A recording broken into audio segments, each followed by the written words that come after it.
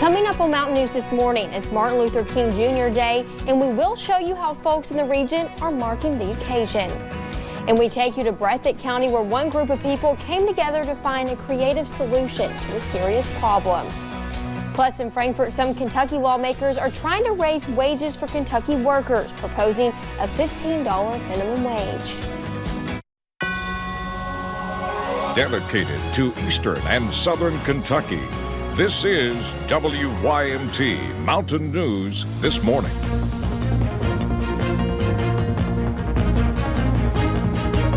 Good morning. The time is 4:59 on January 20th. I'm Madison Pergram, and thank you for joining us on Mountain News This Morning on this Monday morning.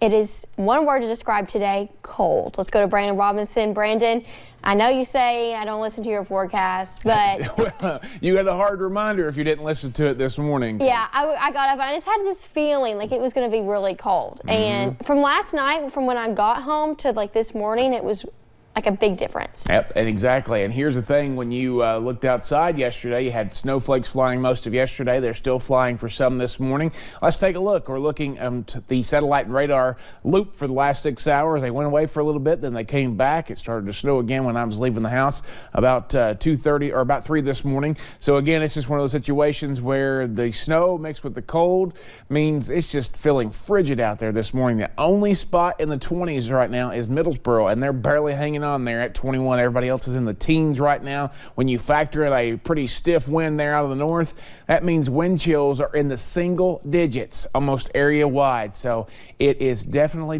cold outside this morning. Max warming needed. We're going to skip the little extra just because it's Monday. Go straight to the max on the coffee meter. Your out the door forecast, it's going to be cold all day long. Wind chills will feel like the teens for most of the day, and 29 is our forecast high. We're not even going to reach freezing today with some late day sunshine. We'll talk about the extended forecast coming up here in just a little bit. Madison? Thank you, Brandon. Well, officials with Kentucky State Police Post 11 have issued a golden alert. 18-year-old Erica Ritchie was reported missing from London early Sunday morning. She was last seen at her house, and Ritchie is described as a white female, 5 foot 6 inches tall, roughly 200 pounds, with brown shoulder-length hair.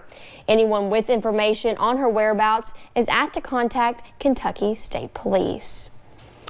And today is Martin Luther King Jr. Day, and the civil rights icon was born on January 15, 1929. The federal law creating the holiday in King's honor was passed in 1983 after years of organizing by supporters. Despite facing opposition by some lawmakers, the day was observed in the United States for the first time in 1986. MLK Day was designated as a national day of service by Congress in 1994. And in Corbin yesterday, the Sun Up Initiative held the city's first ever Martin Luther King Jr. celebration and brunch. The brunch at 2nd and Main featured live music, speech readings, and a familiar display. Co-founder of the Sun Up Initiative says hosting this brunch was the next step after the signing of the October 30th proclamation by the mayor, and shows that Corbin takes diversity seriously. A free brunch was a really exciting way for us to get people together and still celebrate the legacy of Dr. Martin Luther King Jr. The brunch lasted until 2 p.m. and while Corbin will not have any festivities on Martin Luther King Jr. Day, they encourage others to join London in their celebration. The Laurel County African American Heritage Center passed out flyers for today's festivities. You can find that list of events on our website at WYNT.com. And today, the accomplishments, wisdom, and sacrifices of Martin Luther King Jr. will be remembered all across the country. In Lexington, organizers are already preparing for the large annual celebration of his life. Hundreds are expected to gather downtown in honor of the civil rights leader, something one organizer is proud of. They recognize the importance of this event, and there's been great support throughout the community. So yes, we're very proud of Lexington.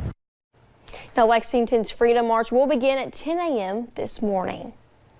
And a group of people in Breathitt County came up with a creative solution to a serious problem.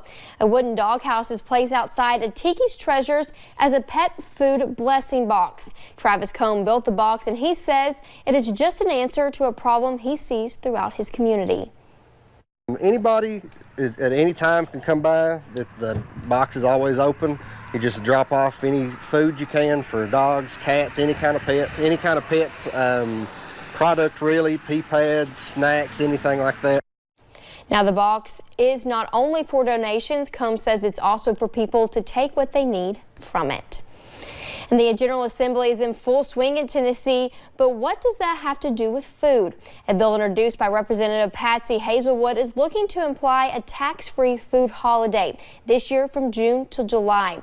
This means you would not have to pay the state portion of sales tax on food and food ingredients during the month. You can read the entirety of the bill on our website.